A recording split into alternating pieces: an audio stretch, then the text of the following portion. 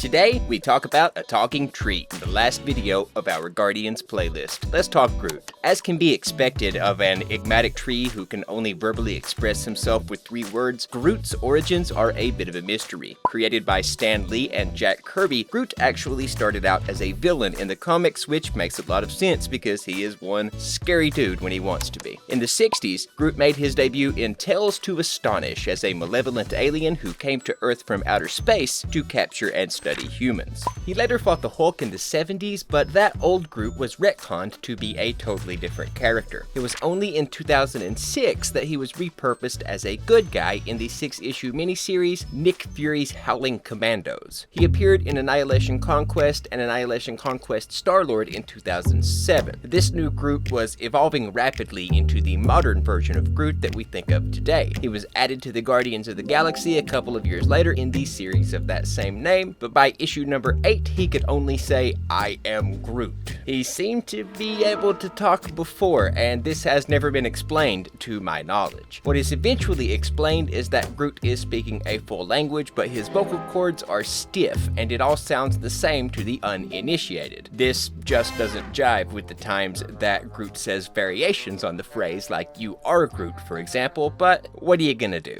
Groot is a member of the Flora Colossus species hailing from Planet X. The Flora Colossi are a species of tree-like beings who pass down their collective knowledge from generation to generation by their rulers, the Arbor Masters. The Groot we all know and love found himself growing close to the maintenance animals, tiny squirrel-like creatures who the Flora Colossi usually treat with prejudice. Groot's first origin story explains that he was exiled from Planet X after killing a sapling to protect a maintenance mammal, which earned him the anger of his people. However, different origins for Groot have been presented in the Groot ongoing series and other Guardian storylines. In Groot's ongoing series, Groot becomes disillusioned after learning that his people were abducting beings from other planets for study. Sound familiar? He manages to rescue a little girl named Hannah and gets her back to Earth, but is exiled from his people for the favor. Ask your doctor if patreon.com/fancygeeks is right for you. You can support the channel at patreon.com/fancygeeks,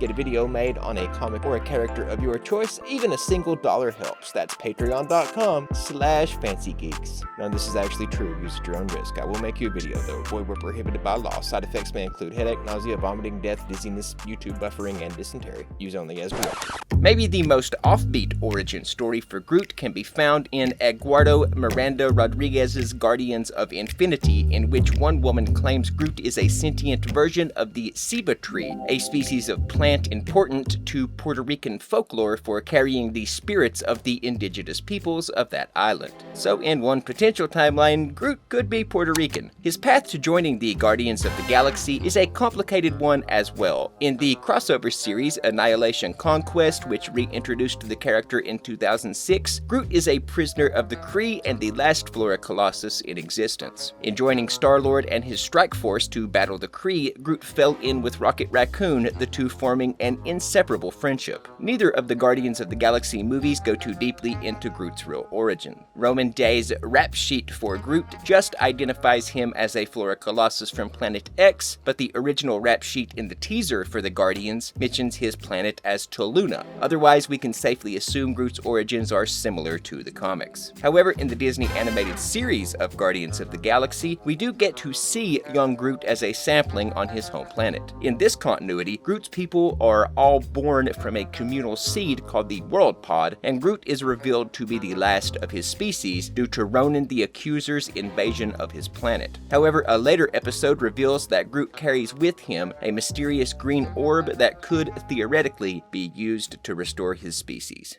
I think we've all established that I am Groot, so jump down to the comments section below and let me know. Who is my Rocket Raccoon, and why is it Scott Nicewonder? Click subscribe and ring the bell, share on Twitter, Facebook, and Reddit, rate the video up or down so I know how I did, and thank you to Lauren Alexandra, Sleepy Hollow, Josh Gallagher, and these nerds on screen. Please be kind to each other. I'm Jay Parks.